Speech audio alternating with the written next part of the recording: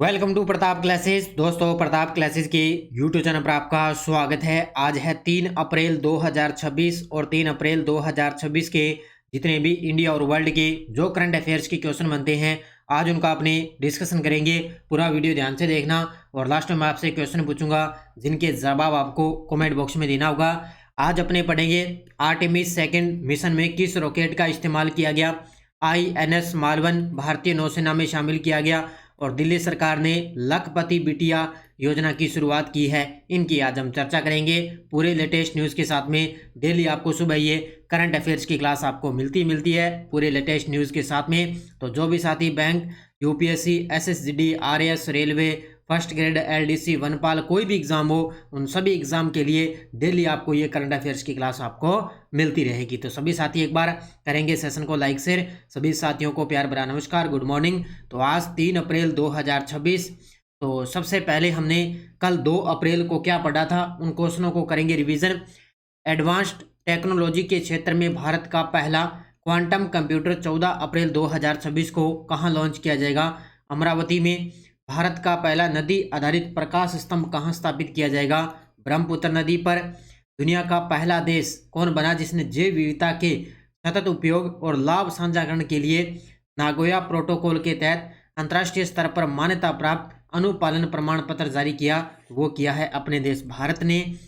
INS संशोधक जिन्हें हाल ही में भारतीय नौसेना को सौंपा गया, किस परियोजना का हिस्सा है। सर्वेक्षण पौध परियोजना का। भारतीय नौसेना को 30 मार्च 2026 को स्वदेशी स्टील्थ फ्रिगेट दूनागिरी प्राप्त हुआ है। इसके अलावा हमने पढ़ा माई PNGD पोर्टल किस संस्थान द्वारा विकसित किया गया। तो पेट्रोलियम और प्राकृतिक गैस मंत्रालय द्वारा लॉन्च। भारत ने गहरे समुद्र के जीवों के संरक्षण हेतु राष्ट्रीय भंडार के रूप में किस संस्थान को नामित किया। राष्ट्रीय महासागर प्रौद्योगिकी संस्थान ने। तो ये थे कल के क्वेश्चनों का रिवाइज हमने कर लिया। इसका टेस्ट आपको इसके अंदर मिल चुका है। डेली टेस्ट में डेली PDF, वीकली टेस्ट मिल जाता है, मंथली टेस्ट। अब देखो मार्च महीने का टेस्ट आपको मिल गया। इसके अंदर मार्च महीने की कल आपको PDF पूरे फैक्ट के साथ मिल चुकी है और मार्च महीने की कल आपको YouTube पर क्लास मिल चुकी है। तो तीनों पॉइंट कंप्लीट हो गए। टेस्ट भी मिल गया, PDF भी मिल गई और YouTube पर आपको मार्च महीने के टॉप से टॉप मैंने कल 120 क्वेश्चनों का रिवीजन मैंने आपको करवा दिया। तो जिस भी साथी ने वो क्लास नहीं देखी है उस क्लास को जरूर अध्ययन कर लेना। मैंने आज सुबह भी टेलीग्राम पे उसको दोबारा लिंक मैंने डाल दिया है, तो वहाँ जाके आप उस क्लास को जरूर देखें। पूरे मार्च महीने का निचोड़ आपका कंप्लीट हो जाएगा। तो अब करते हैं स्टार्ट आज की क्लास। ठीक है, अब करते हैं स्टार्ट आज की क्लास। सभी साथी एक बार करेंगे सेशन को लाइक शेयर। सभी साथियों को प्यार भरा नमस्कार, गुड मॉर्निंग। 3 अप्रैल 2026 आज की क्लास का पहला क्वेश्चन आपके सामने। आर्टेमिस सेकेंड यानी कि आर्टेमिस द्वितीय मिशन में किस रॉकेट का इस्तेमाल किया गया है।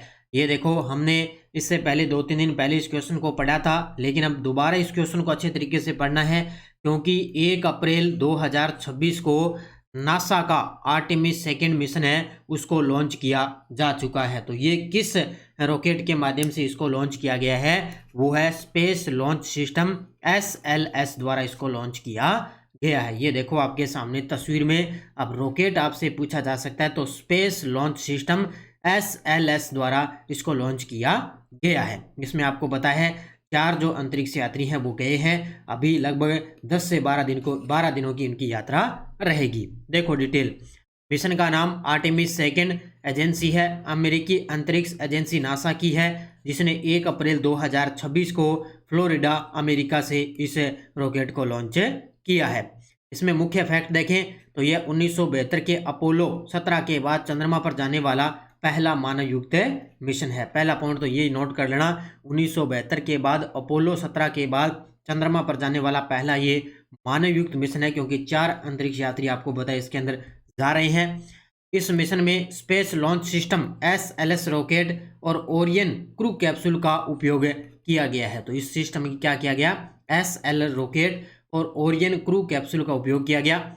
इसमें कुल 4 अंतरिक्ष यात्री गए। रीड वाइसमैन मिशन कमांडर है ये, विक्टर ग्लोवर है, क्रिस्टिना कोच चंद्रमा मिशन पर जाने वाली पहली महिला है ये, और जेरेमी हैंसेन। अब देखो एकमात्र महिला भी इनके साथ गई है, क्रिस्टिना कोच, जो चंद्रमा मिशन पर जाने वाली पहली महिला बनी है। तो ये 4 शख्स गए हैं। Reid Wiseman mission commander, Victor Glover गए हैं, क्रिस्टिना कोच है और जेरेमी हैंसेन है। तो इन चारों में से आपका नाम पूछा जा सकता है भी कौन इसके अंदर शामिल था और कौन है नहीं था। तो चारों के नाम आपको अच्छे तरीके से याद रखने हैं।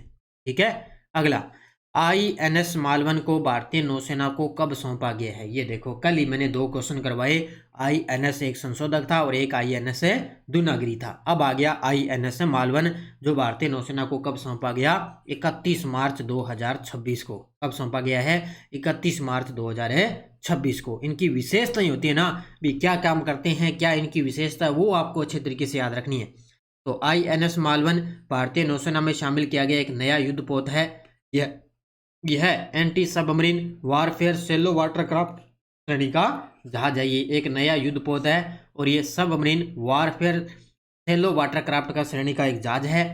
यह कुल 8 नियोजित ASW और SWC जहाज़ों में से ये दूसरा पोत है। तो ये दूसरा पोत शामिल हो चुका है और विशेष रूप से भारतीय नौसेना के लिए इसको डिजाइन और निर्मित किया गया और यह अगली पीढ़ी का एंटी सबमरीन युद्धपोत है। इस प्रकार की जो विशेषताएं होती है ना, इनको अच्छे तरीके से याद रखनी है।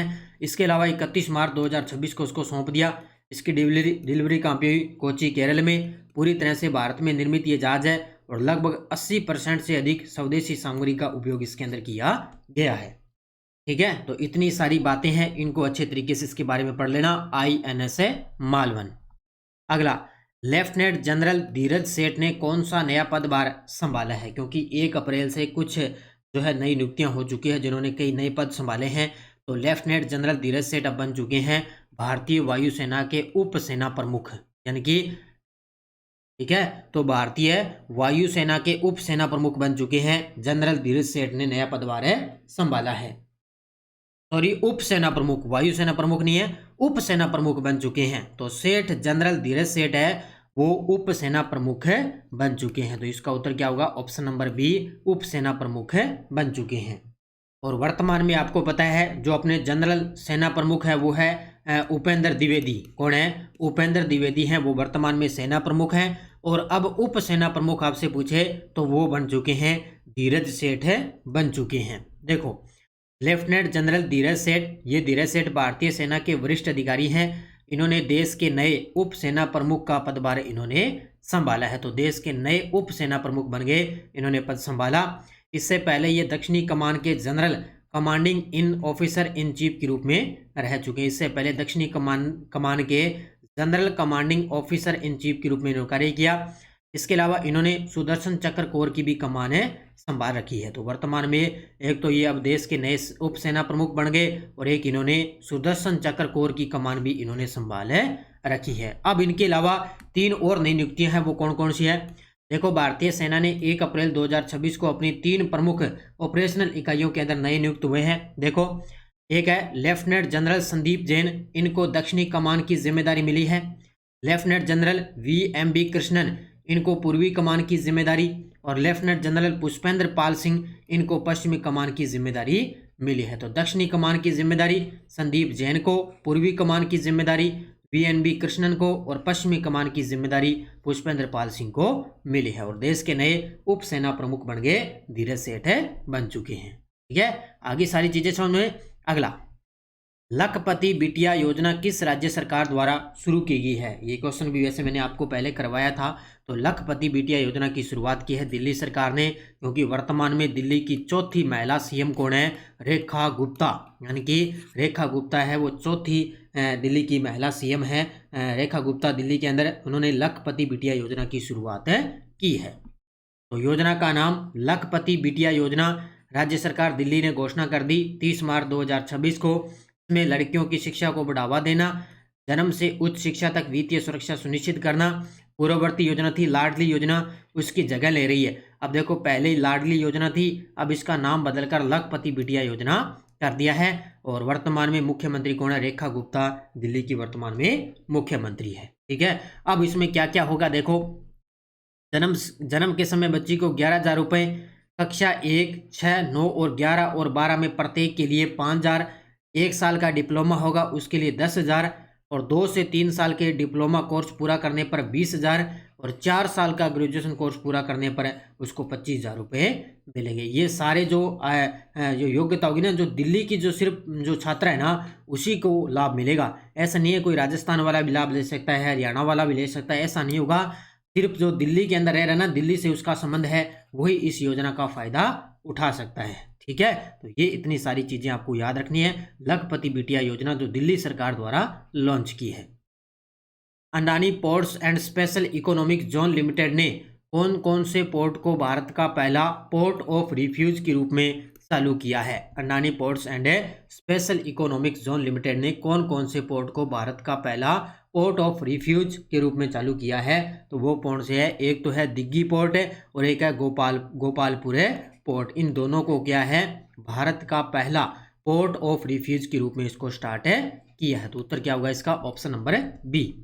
तो port of refuge launch Adani ports and special economic zone limited ने दिग्गी पोर्ट यानी कि मुंबई के पास और गोपालपुर पोर्ट है वो उड़ीसा में भारत का पहला POR बनाया है, यानी कि पोर्ट ऑफ रिफ्यूज बनाया है। ठीक है, इनका उद्देश्य यह पहल संकट में फंसे जहाज़ों को सुरक्षित और व्यवस्थित तरीके से सहायता देने के लिए इनको बनाया गया है। यानी कि आपको पता है कई बार भूकंप वगैरह आ जाता है, कहीं बाढ़ आ जाती है, तो उसमें जो फंसे जहाज होते हैं ना उनकी सुरक्षित करना, उनको व्यवस्थित तरीके से उनको सहायता के लिए तैयार करना। तो इसके लिए क्या है, ये अडानी पोर्ट्स ने दिग्गी पोर्ट है और गोपालपुर पोर्ट के लिए भारत का पहला क्या बनाया? पोर्ट ऑफ रेफ्यूज बनाया है। इसमें क्या होगा, इस संचालन से भारत की समुद्री सुरक्षा और आपातकालीन प्रतिक्रिया क्षमता बढ़ेगी। तो समुद्री सुरक्षा को बढ़ावा देने के लिए इसको शुरू किया गया है। मेघालय ने कनेक्टिविटी सुधारने के लिए किस कंपनी के साथ साझेदारी की है? मेघालय ने इंटरनेट कनेक्टिविटी, कौन सी? इंटरनेट कनेक्टिविटी को सुधारने के लिए किसके साथ समझौता किया? स्टारलिंक के साथ समझौता किया है। इससे पहले लगभग 1 वर्ष पहले महाराष्ट्र ने इसके साथ समझौता किया था। इसने स्टारलिंक के साथ है ना, महाराष्ट्र ने समझौता किया था इंटरनेट कनेक्टिविटी के लिए, और अब मेघालय ने इंटरनेट कनेक्टिविटी सुधारने के लिए स्टारलिंक के साथ समझौता किया है। ठीक है, तो मेघालय ने कनेक्टिविटी सुधारने के लिए स्टारलिंक के साथ साझेदारी की। 1 अप्रैल 2026 को पूरे राज्य में इंटरनेट कनेक्टिविटी को बेहतर बनाना और विशेष रूप से दूर दराज और कम सुविधा वाले क्षेत्रों पर केंद्रित, और इनके माध्यम से हाई स्पीड इंटरनेट सेवा प्रदान की जाएगी। और वर्तमान में मेघालय के CM कौन है? कॉनरैड के संगमा वर्तमान में मेघालय के CM है। क्योंकि अब देखो मेघालय ने इसके साथ समझौता कर लिया, इससे पहले महाराष्ट्र ने स्टारलिंक के साथ समझौता करके भारत का पहला राज्य बना था। कोस्टा रिका ने किस उद्देश्य से ICP ऐप लॉन्च किया है? कोस्टा रिका ने किस उद्देश्य से ICP ऐप लॉन्च किया है? तो ये इन्होंने मानव सुरक्षा और वन्य जीव संरक्षण के लिए कोस्टा रिका ने IC ऐप लॉन्च किया है। यानी कि ये जहरीले जो सांप होते हैं ना उनको क्या उनसे मानव की सुरक्षा और वन्य जीव संरक्षण के लिए कोस्टा रिका ने ICP ऐप लॉन्च किया है। ये गजब का प्रश्न है, ध्यान रखना। तो कोस्टा रिका द्वारा IC ऐप लॉन्च किया गया। इन्होंने मानव सुरक्षा और वन्य जीव संरक्षण को ध्यान में रखते हुए एक अभिनव मोबाइल एप्लीकेशन लॉन्च किया। उद्देश्य जहरीले सांपों की पहचान और सुरक्षित निपटान में सहायता करना इसका उद्देश्य। यह ऐप आम सांपों से सामना होने पर उपयोगकर्ताओं को सुरक्षित रूप से निपटने में मदद करेगा। तो ये एक प्रकार का मोबाइल एप्लीकेशन है जो अपने फ़ोन में रखना पड़ेगा। तो इससे क्या होगा, जो भी सांप वगैरह अपने आ जाए तो उसमें क्या होगा, सामना होने पर उपयोगकर्ता सुरक्षित रूप से उसे निपट सकता है। इस ऐप का नाम है ICP ऐप है जो लॉन्च किया गया, और इसे क्लोडोमिरो पिकाडो संस्थान द्वारा इसको विकसित किया गया। तो ये गजब का प्रश्न, अभी इसको अच्छे तरीके से याद रख लेना। अब देखो आपके सामने वन लाइनर करंट पहला है, स्पिनर रविचंद्र अश्विन अमेरिका स्थित USA मेजर लीग क्रिकेट में खेलने वाले पहले भारतीय इंटरनेशनल खिलाड़ी बनने जा रहे हैं। तो रविचंद्र अश्विन है वो अमेरिका स्थित है, US मेजर लीग क्रिकेट है उसके अंदर खेलने वाले पहले इंटरनेशनल खिलाड़ी बनने जा रहे हैं। दूसरा है गजेंद्र सिंह शेखावत, केंद्रीय पर्यटन और संस्कृति मंत्री। भारत सरकार ने नई दिल्ली में इंडियन गोल्फ प्रीमियर लीग के आधिकारिक फ्रेंचाइजी लॉन्च में भाग लिया है। और भारत और मोजाम्बिक ने 1 से 2 अप्रैल 2026 को मोजाम्बिक के मापुटो में संयुक्त रक्षा कार्य समूह की 5वीं बैठक आयोजित की है। तो भारत और मोजाम्बिक के बीच में 1 से 2 अप्रैल के बीच में रक्षा कार्य समूह की 5वीं बैठक आयोजित हुई है। तो ये तीनों के तीनों वन लाइनर अच्छे तरीके पढ़ लेना। ये टेलीग्राम ग्रुप है, कोई सूचना, कोई लिंक, कोई नोटिफिकेशन सब आपको टेलीग्राम पे मिलती है। पिछले वीडियो का क्वेश्चन क्या था, USA national book critics circle award 2026 किस भारतीय लेखिका ने जीता? ये जीता है अरुंधति रॉय ने। बहुत सारे विद्यार्थियों ने बड़े गजब के जवाब दिए, सभी को बहुत बहुत शुभकामनाएं। अब देखो question for you, hockey India 8वीं वार्षिक पुरस्कार 2025 में वर्ष 2025 का प्लेयर ऑफ द ईयर कौन बने? मनीष कुमार, रानी रामपाल, हार्दिक सिंह और नवनीत कौर, जगदीप सिंह और नीरजा देवी, प्रियंका सिंह और तुषार कुमार। इसका जवाब आपको कमेंट बॉक्स में देना है। और यस्टरडे डोज अपनी क्या थी?